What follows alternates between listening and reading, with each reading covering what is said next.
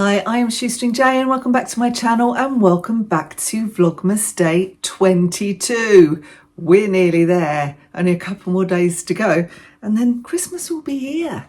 So let's start with our Advent of Change calendar. I've had lots of nice comments about this calendar, so hopefully other people will buy one next year. You need to see it as a charity donation rather than, oh, I've got myself a nice Advent calendar with lots of things in it. You're gifting other people, which is quite nice, I think. This one is called the Panathlon Challenge. Today you have given a child with disabilities the opportunity to swim within a sporting competition. Oh, that's really good. Brilliant. Maybe there'll be future Paralympians. Today I'm going to talk about some of my favourite things of 2023. So I've got a list because I will not remember them all. So I just thought I'd take you through some of the highlights, really, some of the things I've read, places I've been, things I've watched on TV, that kind of thing. So I'm going to start with the 2 holidays that we took. We took one holiday to celebrate my 60th birthday in April, and we went to Kefalonia in Greece. I've always wanted to go to Kefalonia. I love Greece anyway, but Kefalonia in particular just seemed so unspoilt and beautiful, and it was just somewhere that was on my bucket list, really. So I was really, really happy to go there.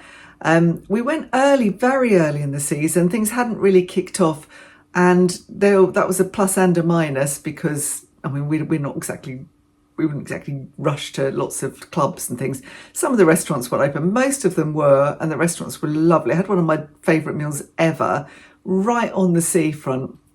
And it was warm enough to actually, and sunny. It was a really lovely day. But it wasn't warm when we were there. It was warm some of the time, actually. It was absolutely freezing cold in the evenings because it's quite kind of hilly and mountainous, and the summer hadn't really started. It was their spring. They said it was actually a cold spring for them. But it meant going that early meant the place was empty. It was absolutely beautiful. And we could go into things like the caves and the attractions, and there was no one else about. And our taxi driver told us for the caves we went to particularly, and if you look back, you can find my vlog on that to see what I'm talking about. But he said, you know, you could be queuing 2 to 3 hours in the hot sun if you came here in the summer holidays. So coming here now, we just strolled in. There were some other people about. There were some coach trips and things.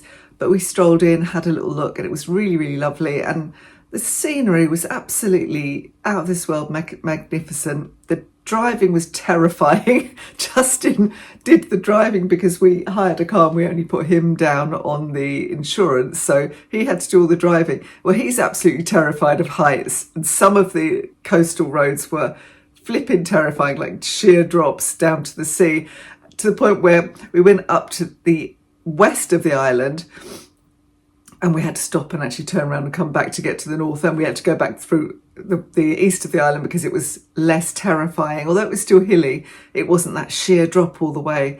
So I mean, he was sweating, white knuckle ride, absolutely terrifying. But it did mean that when you got to anywhere, the scenery was just, it's just fabulous. Blue skies, blue sea, lots of really interesting old places, lovely old chapels and churches and things. And it was just lovely. We just loved it. It was beautiful. I'd recommend it if you can ever afford to go to Kefalonia, go. But I wouldn't go peak season if you can possibly avoid it. I'm sure there's lots of nice things going. There's lovely beaches and things. Lots of pebbly, interesting beaches rather than miles and miles of sand as far as I could see. But I mean, it would be nice for a family holiday, but perhaps if you've got older teens rather than little children, and if you could avoid school holidays, that would be really good. And our second holiday was to Whitby in North Yorkshire. I've been through Yorkshire before, but I've never really stopped and explored Yorkshire, and Justin had never been. So we chose to go to Whitby, and we wanted to go to Robin Hood's Bay and a few places. Staithes was the other place we wanted to go to, and onto the moors, and we did all of those things. There were places that my parents had been to, and my mum had done the coast to coast walk a couple of times, which finishes in Robin Hood's Bay. So they're places they talked about and photographed, and I thought that's just somewhere nice to go. So we did that. Trying to think when we went to that. September. I went in September. It was actually, it was very late September, early October in the end. We had intended to go, but of course my dad had been ill and all of my time had been taken up with looking after Dad, and then obviously he died and we had his funeral and everything, so we waited till a bit after that because I wanted to make sure Mum was okay as well after that. But it was quite a nice kind of end to what had been a difficult summer, really. So beautiful place, a beautiful coastline, so dog friendly. Everywhere we went, dogs were allowed in, almost everywhere. There were one or two places where we couldn't go with him, but it makes it a nice holiday for walkers and families with dogs, and loads of lovely places to eat and drink. And it was quite busy, even though we'd gone a quiet time. So I would imagine, again, parking was an issue, and it would be rammed if you tried to go to Whitby in that area in the school holidays. So I don't know how people manage it. But, you know, I guess if you've got families, you just put up with that. You expect it, don't you?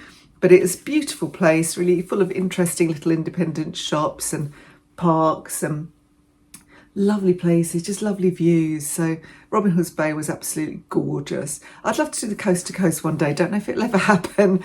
Mum and Dad did it, or rather Mum did it. Dad didn't do it all, but with my cousin and her husband, and they actually drove themselves with two cars. And she said, I don't know if you could do this nowadays, because I don't know if you just leave your car, abandon your car at places. They used to drive ahead, walk back to the car, and then drive ahead to the next stop, walk back to the car, and they organised their own lodgings along the way, and they loved it. But you can get organised tours, which I guess would be quite a lot more expensive, where somebody drives you and your luggage to whichever bed and breakfast you were staying in, and do it that way. So it does look like an excellent adventure. So I would quite like to do that one day, but I think, as I mentioned in a previous video, that we are looking at doing the North Coast 500 in Scotland. That's what we'd like to do. So those were two holidays. They were really lovely. Enjoyed both of them. And reading, you know, I went through years when I was younger. I used to read books like just one after the other. I was a super, super fast reader. And then I had a job in publishing, and I had to do a lot of careful proofreading, and I was reading all day, quite technical stuff. And it kind of put me off reading for a bit, because you didn't want to go home and relax and read when you've been poring over manuscripts all day. And then having had children, I found that I was just a lot slower at reading. So I got into non-fiction rather than fiction, because it's easier to pick up and just read a few pages before you zonk out and that kind of thing. So I read a lot of non-fiction over the years. And then I was writing a lot with my jobs. I did read some fiction, but I didn't get into very regular reading of fiction until I restarted a book group. So that was about probably a couple of years ago now. And it was a lady I met walking the dog, Jackie, who's now a really good friend of mine. And she started this book group, and started out with a few dog walkers, and it's kind of expanded.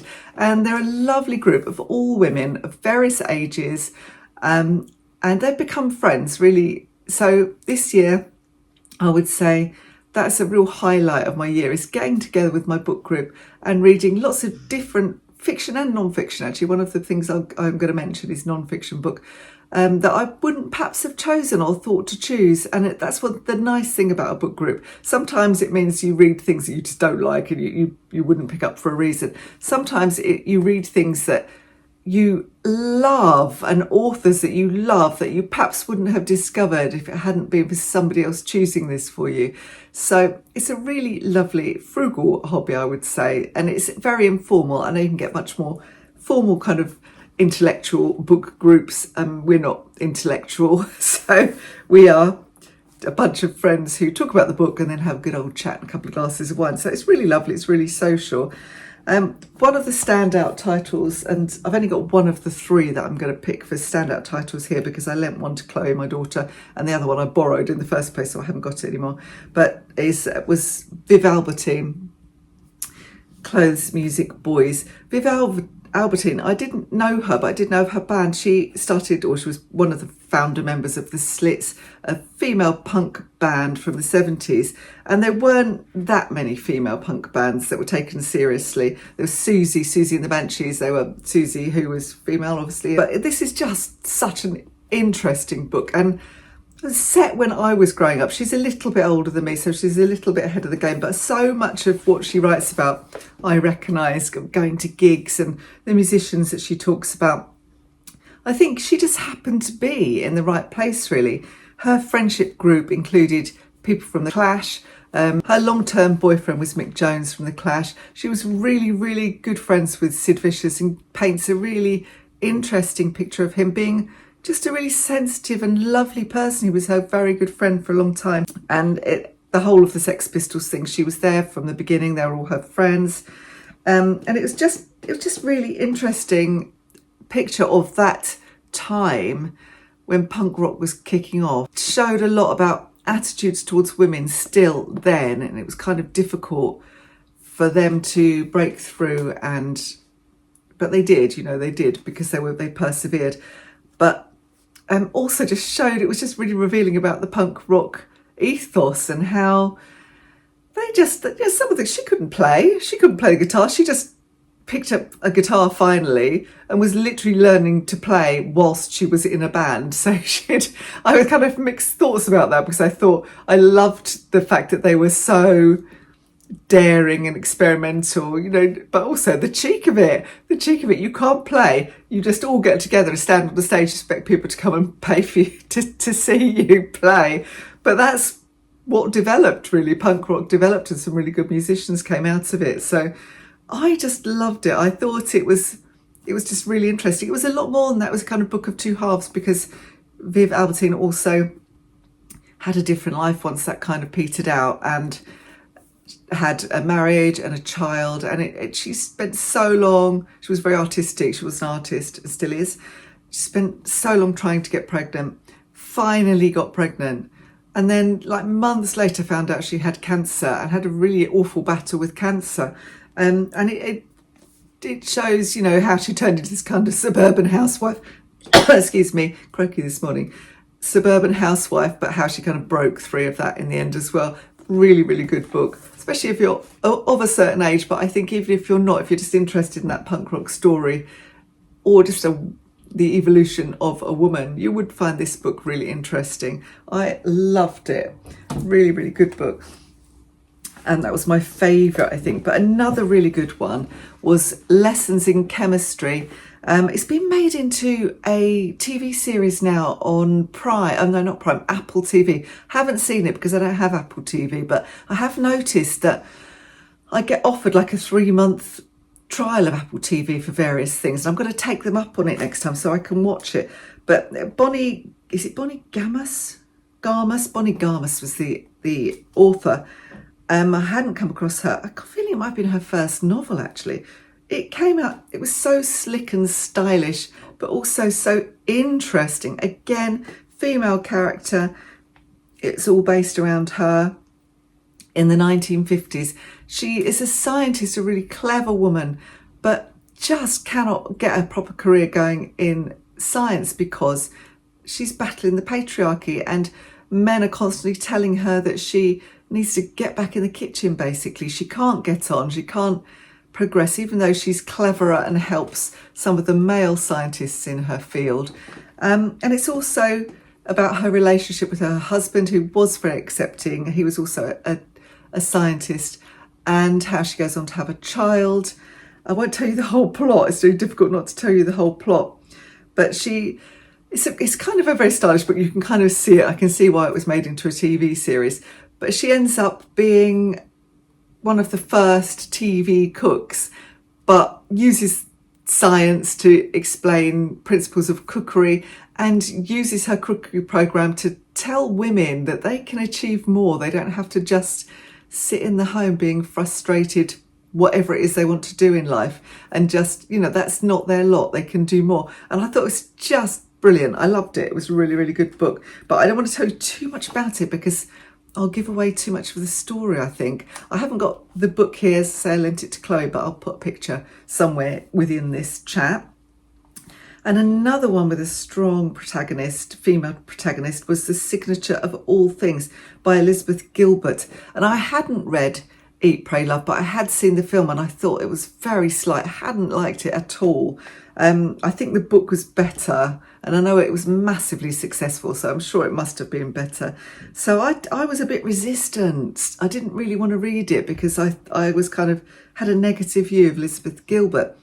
But I have to say, I loved it. And I think one of my friends explained to me that she'd read a story about Elizabeth Gilbert having made all this money with Eat, Pray, Love, just writing the book that she wanted to write. So she had success and she had money. She could afford to just write what she wanted to write. And she chose a very odd choice, really. But her female protagonist, Alma, was a 19th century botanist, and she spent a lot of time studying moss of all things, and really a detailed study of moss, because it was difficult for her to leave the family home and go and explore the world and explore all of the things in the botany that she wanted to do around the world. So she had moss at home, so she ended up doing detailed studies of moss, but she was looking for love all the way through. She wanted love, and it shows her kind of journey, and she finds love, and she ends up traveling, and she goes to Tahiti, and it's just amazing for a 19th century woman of a certain kind of class, the stuff that she got up to. Really, it was really hard for her to do what she wanted to do, but eventually she could. But she did have money, so she was able to do it. And again, she was in a man's world, struggling to kind of make it in a man's world, but she kind of has so many adventures, and she does get there, and she makes peace with what she's looking for in the end. And Elizabeth Gilbert is so clever, and she talks about subjects that I think, God, how do you even think about that? How do you think about, I'm going to choose my woman's going to study mosses, and then to seem to know so much about mosses and to make them interesting. It was a great book. I really recommend it. It was very, very interesting book. So as well as reading interesting books, I have watched some great TV. Me and Justin watch far too much TV, I have to say, but I think we've got more discerning. We have recently, because it's just been on and it's maybe still running, watched the last series of The Crown, and we haven't watched all of the series. We kind of missed the early stuff. We started watching the really early stuff, and I want to go back and watch that again. But we got involved when Diana came onto the scene, because that's a story of our time. So Diana was obviously a fascinating personality, and flawed and complicated, and it's very interesting to watch kind of what happened. I know that the Crown doesn't have exact, it's a drama, they don't know exactly what happened, but they know enough, I think, for you to really see inside the royal family and how they worked, and how, they're all flawed characters and they're just human. And the Queen was so tied to convention. It was very hard for her to kind of think away from traditions, which made her look really hard to the public, I think, sometimes. But I think she was just very constrained by just coming from this family that had to all do things a certain way. And Diana obviously came in and blew things up and was different, and a breath of fresh air, and a kind and flawed and unkind person in equal measure. So I really enjoyed the last couple of series and we've just watched the very last one around the death of Diana. And if you haven't seen it already, watch it. It's great. Really, really enjoyed it. What else have we enjoyed? So recently, I guess I'm doing a lot of what we've seen recently because that's fresh in my mind. But Boat Story on BBC was absolutely bonkers. Loved it. A lot of violence, but it was kind of cartoon violence in the style of Fargo. I don't know if you ever saw any of Fargo. We loved the first series of Fargo. We liked the second series, and by the third series we were like, oh, this is a bit much now, too much violence. This wasn't as bad as that, but it was a really good story about two kind of quite desperate characters who meet on a beach and find a haul of cocaine and decide to steal it, to take it. They find two dead bodies and just leave them there as well. And it's just what happens after that. And the story, it's a bit bonkers, as I say, and very unrealistic. But if you can suspend your disbelief, very entertaining, I think. So we enjoyed that. And then from earlier in the year, Happy Valley got kind of tied up with Sarah Lancashire and gorgeous James Norton.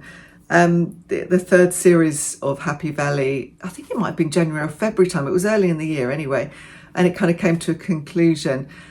And I liked Sarah Lancashire's character in this. She was, obviously flawed, but tough, and resilient. And kept going back for more. And James Norton's character he's basically a psychopath who had raped her daughter, and her daughter got pregnant through that rape, and this all happened very early on in series 1, and she killed herself. This kind of all happens before series 1 starts, and it's what happens with James Norton after that, and then she's left with this child and how the child grows up. And you know, I would say it's kind of quite tragic, but also it's a really good story, and because she's so resilient, she's not like a superhero.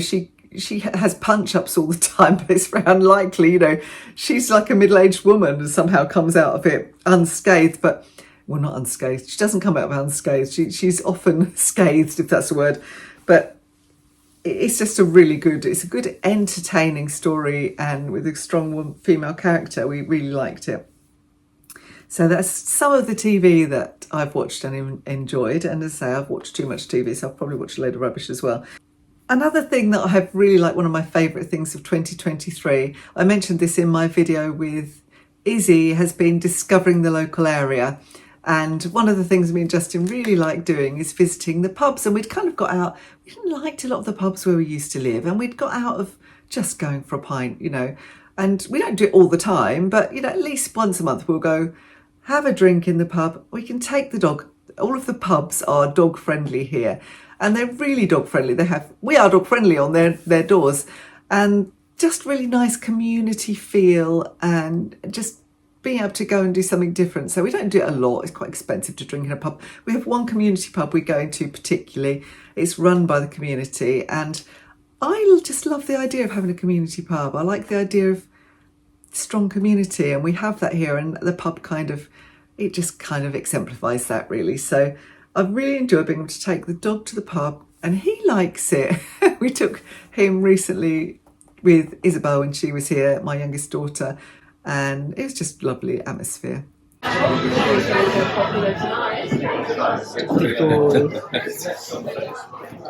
She just chased Izzy around the pub and then went behind the bar. Was the new bar staff. Can't live without her, can you? So that's another thing I have enjoyed during this year. And another thing, talking about strong community, another thing I love about this place is that people just give away stuff for free all the time. And because I walk the dog regularly, I pick stuff up. I've also given away a lot of stuff. I take books down to our little book crossing. It's not so easy to give things away here because we're kind of tucked away. We're not on the main drag. But I did take some courgettes down and leave them in a bag when we had a bit of glut of courgette on the corner, and they did go. But this is something I picked up yesterday morning. I've got Permaculture, a beginner's guide. It's a second permaculture book I have picked up, and I'm interested in the idea of permaculture. So it's a little nice book. It's kind of nicely illustrated. It's only a little thin tome, but I'm going to have a little look at that. I think that's going to be interesting. I'd like to create a permaculture garden out here. And then this is a lovely, beautifully illustrated book called The Hedge Witch's Field Guide by Ciolo Thompson. And she's an artist, and you can see she's an artist, and she's got lovely illustrations throughout this book of plants. I think they're really nice. So I think it's interesting from the point of view of somebody who likes plants. She's got some recipes, how to use some of the plants. She looks at some of from a kind of, not witchcraft, it's not really about witchcraft at all, but she's got some of the kind of meanings of some of these plants and the properties of some of the plants. I haven't looked at it properly yet, but it just looks like a really interesting book with, as I say, beautiful illustrations. So I'm looking forward to having a good look through that. I haven't had time to do that yet. So that's another of my favourite things, really. It's been just picking up free, beautiful things throughout the year. And I've got a lot. And if you've seen any of my kind of hauls, you'll have seen the things that I've picked up. So I enjoy that. Yeah, one of the other things that we enjoyed going to is we took a coach trip to London to see Abba Voyage, and it was really fun. And I think a coach trip is a really good way to do it from our point of view because it's so cheap. It's not stressful. You end up getting your travel more or less for free with the coach trips. It doesn't seem to cost any more to just buy a ticket. So we would have to get do the underground, do the train, and you got the drag of coming back on the train afterwards and the underground. And this way, you know, the coach is outside for you. You just get on it. I'm obviously getting old because I like a coach trip now. So we enjoyed that aspect of it. But the show itself was just brilliant, to the point where I'm going to go again in next year in July with my mum and Izzy. We're going again. I would say, you know, I never got the chance to see ABBA. At the time, I was far too cool to enjoy ABBA music in the 70s when it came out. But obviously it got into my brain. ABBA music is just, everyone likes it. It's just happy music, isn't it? They were great. And so now I'm obviously no longer trying to be cool in any way, shape or form. Love ABBA music. Really would have liked to have seen them. And this is the next best thing. And it's really weird when you go, because obviously they're not there. It's their avatars. But you end up really applauding as though they were there and could hear you. It does help that there is a live band there, so you are applauding the live band as well. But you get really involved, you know. By the end, you think, I'm watching ABBA. It's brilliant. I would recommend it to anybody. If you get the chance to go and see Abba Voyage, go and see it. And I know that they're getting other venues around the world now, so it's possible to go and see it in other places too. So that was another thing we did. We don't go and see a lot of theatre. I used to go and see a lot more, but you know, it's expensive, and then we've got to get a dog sitter because he's got separation anxiety and we can't leave him for more than a few minutes really. So we have to get a dog sitter, so it all gets a bit difficult. So that's why it's nice to go to the pub, because we can take the dog with us, and there's lots of things here that we can take the dog to, which I like. And I say that's why I liked Whitby. So that's kind of little sum up of some of the things that I have enjoyed. Obviously I've enjoyed doing a Vlogmas. I hope you've enjoyed watching it. We're not there yet though. We've got 2 days left. I won't do anything on Christmas Day, but I'm going to do something for the next 2 days. So come and join me for the next 2 days of Vlogmas, and go catch up with some of my earlier videos if you missed them, and like and subscribe so that you can see what else I'm going to publish in 2024. I am going to try and do 2 videos a week in 2024, and it will be focused on saving money and frugality as usual, plus, you know, simple living and just general kind of lifestyle stuff. So as I say, like and subscribe, and I will see you for day 23 tomorrow. Bye for now.